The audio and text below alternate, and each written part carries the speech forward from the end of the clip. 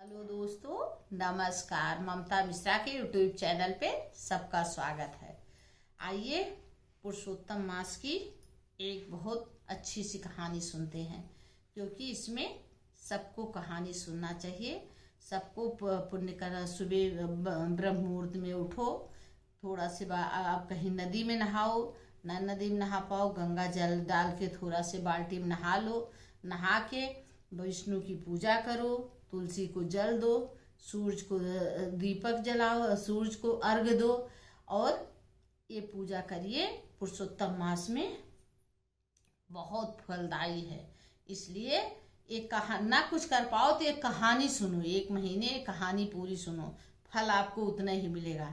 इसलिए दोस्तों, कहानी जरूर सुनना और मेरे चैनल को सब्सक्राइब भी कर देना दोस्तों, जिससे मेरी कहानी आपको सबसे पहले मिले, सुनने को मिले। और दोस्तों, इसकी पूरी कहानी सुन लो। इस पुरुषोत्तम मास में देखो, इसका फल जो होता है, जिसके हृदय में भगवान का वास होता है, तो कोई कुछ भी करे, भगवान उसके मतलब आप कुछ भी ना करो, आपके ऊपर आपका हृदय पवित्र है, आप भगवान में आपका चित्त है, तो पुरुषोत्तम मास की कृपा से आपको वो काम उचित जरूर होगा। एक छोटा सा बालक काशी में था, उसकी कहानी है। वो हमेशा भागवत मतलब उसका दिमाग जो था हमेशा भागवत में। सब लोग कुछ करते थे, बच्चे खेलते थे, वो भागवत पढ़ता था। भागवत पढ़े, बच्चे कुछ करने जाएं, गेंद के स्कूल जाएं, पढ़ने जाएं, वो पीछे भागवत पढ़े। घर में बच्चे पढ़े, वो भागवत पढ़े, वो खेलने, वो भागवत पढ़े। कोई कुछ भी करे, कहीं भी शादी में जाए, ब्याह में जाए, कहीं भी जाए, वो 24 घंटे भागवत पढ़ता था। गीता भागवत, उसको भागवत ही पढ़ना था, क्योंकि उसका दिमाग में और कुछ था नहीं, ना उसको कमाना था, ना उसको पढ़ना था, ना उसको कुछ करना था। उसको एक सूत्री काम था, भागवत पढ़ना। और क्योंकि वो कृष्ण को इतना मानता था कि अब बता नहीं सकते, मतलब सोते जागते, लेकिन वो तो अपने मन में, उसके तन में भगवान, मन में तन में कृष्ण बसे थे, रोम रोम में कृष्ण बसे थे। लेकिन उसके घर वाले को, उसको माँ बाप को बड़े दुख होता था। कहता था, बताइए, जब देखो तब ये भागवत, जब देखो तब ये गीता, जब देखो तब भागवत, ये पढ़ता रहता लड़का। सब लोग कहे ऐसे नहीं होगा, इसको क्या करो, इसके पैर में बेड़ी डाल दो, इसकी शादी कर दो। अब शादी कर दोगे तब ये भागवत छूट जाएगा। सब लोग ने मिलके उसकी शादी कर दी। अब शादी कर दी, बहू भी घर आ गई। बहू घर में रहती थी, वो भी रहती थी, उसके 3 बच्चे भी हो गए। लेकिन वो 24 घंटे भागवत पढ़ता था। तो भाई, घर में कोई 3 बच्चे हो गए, 2 परानी, अपना 5 लोगों का खाना कहाँ से मिलेगा? तो कोई खाना नहीं। तो उसकी पत्नी से कहा, भाई कि तुम कमाने जाओ और क्या खाएंगे हम लोग? तो उसने कहा कि नहीं, मैं कमाऊंगा नहीं, मैं खाली भागवत पढ़ूंगा। अगर आपको हमको खिलाना है, अपने को खिलाना है, बच्चों को खिलाना है, तो आप कोई काम ढूंढ लीजिए और आप लाइए, घर गृहस्थी चलाइए। उसने क्या कि भाई, दो चार घर पकड़ ली खाना बनाने के लिए। खाना बनाती तो जितना पाती ले आती, 3 बच्चे अपना 5 परानी खाते पीते। ऐसे उनके घर की गृहस्थी चल रही थी।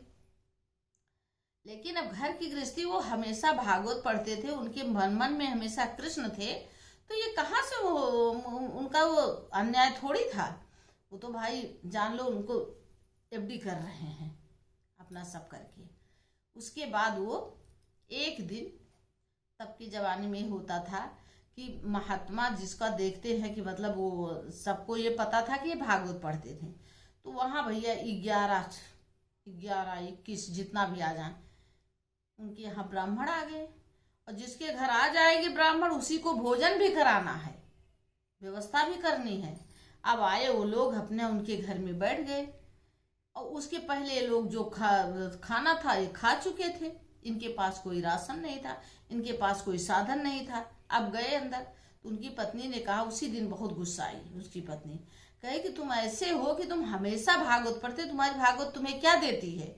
तुम्हारी भागवत तुम्हें कुछ देती नहीं है। आज बताइए, अब मैं क्या खिलाऊं? कहे लाओ इधर, हाथ पाव बहुत माने, लेकिन उन्होंने 11 ब्राह्मणों का भोजन की व्यवस्था नहीं कर पाए। बहुत देर ले ब्राह्मण देवता सब लोग बैठे थे, उनको पता चल गया कि इनके यहाँ व्यवस्था नहीं है। वो क्या किए, उठे, सब कह देखिए पंडित जी मैं आपके घर फिर कभी आऊँगा, और आज हम लोग चल रहे हैं, जल्दी में हैं। चले गए। फिर दोनों मियाँ बीबी में बहुत लड़ाई हुई, बहुत लड़ाई हुई। कहीं बताइए, घर से आज ब्राह्मण घर से बिना खाए लौट गए और तुम ऐसे करते हो। उन्होंने कही मैं अपना और अपने तीनों बच्चों का पेट पाल लूंगी, लेकिन अपनी भागवत उठाइए और छोड़ के जाइए घर को। निकाल दी उसकी पत्नी। वो अपने भागवत लिए, गीता भागवत की किताब, और चले गए गंगा के किनारे। बैठ के बहुत रो रहे, बहुत रो रहे, बहुत रो रहे। बताइए, आज हमारे उनको इसलिए नहीं रो रहे थे, वो अपनी भागवत पकड़े चिपकाए थे, उनको और कोई मतलब नहीं था। उनको ये था कि आज मेरे घर से आए थे, मैं भागवत पढ़ता हूँ, लेकिन आज मेरे घर से 11 ब्राह्मण बिना खाए चले गए। यही रो रहे थे, वो बैठे थे चुपचाप रो रहे थे खूब। अब कृष्ण देख रहे तो उसने कहा कि भागवत ने तुम्हें क्या दिया है। तो कृष्ण सोचे भाई कुछ तो करना ही पड़ेगा।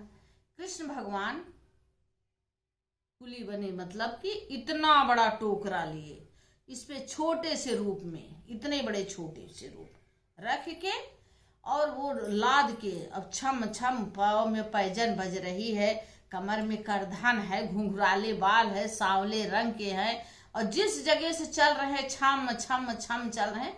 पब्लिक उन्हीं को देख रही। बताइए, इतना छोटा सा बच्चा है, इतना बोझा लादा है इस पे, सब उसी को देख रहे एकदम से। भाई, और वो छमे छम छमे छम छमे छम आए उनके घर।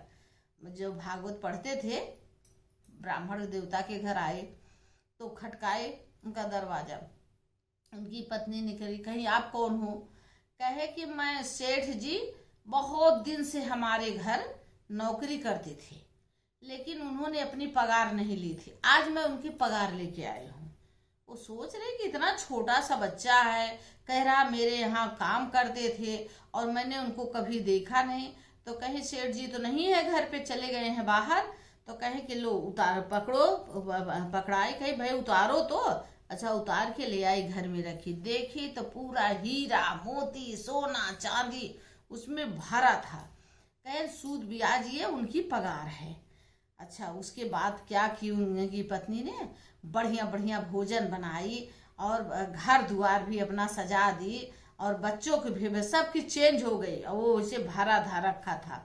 फिर बच्चे का दौड़ाई, कही जाओ पापा को बुला लो। वहां से गए दौड़े दौड़े, कहे चलो पापा, और मम्मी अच्छा अच्छा पकवान बनाई है। कहे अभी तो ब्राह्मण को खिलाने के लिए उनके यहाँ कुछ नहीं था, आज कहाँ से खाना हो गया कि जो पकवान बनाई हैं। तो कहे नहीं नहीं चलो। तो लेके आए, देख रहे हैं कि घर द्वार उनका सजा चेंज हो गया। तो कहे भैया तुम कहाँ से, अभी 11 ब्राह्मण को तो खिला नहीं पाई, और इतना से घर तुम कहाँ से सजा दी, ये अपना कैसे सज गई, कहीं से चोरी डकैती की? कहीं नहीं, तुम तो बड़े छुपे रुस्तम निकले, तुम तो बताए नहीं कि मैं किसी के घर काम करता हूँ। कहे मैं किसी के घर काम नहीं करता हूँ।